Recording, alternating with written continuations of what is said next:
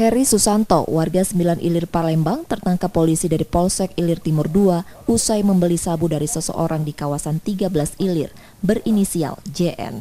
Tersangka pada polisi mengaku sabu 5 gram dibelinya yang akan diedarkan dalam paket kecil.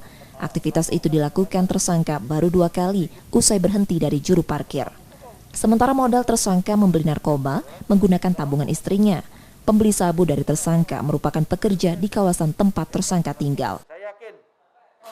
Kalau sementara satu, nanti kita kembangkan untuk bandarnya.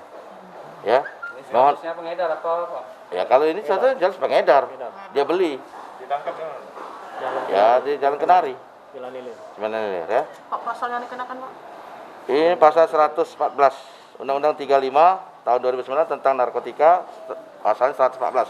Dengan ancaman? Dengan ancamannya 5 tahun ke atas. Kini polisi masih mengembangkan kasus tersebut untuk memburu tempat tersangka membeli sabu. Sementara tersangka ditahan di tahanan Polsek Ilir Timur 2 Palembang untuk proses hukumnya. Reski Oktora, Muklas Diferensial, Kompas TV, Palembang.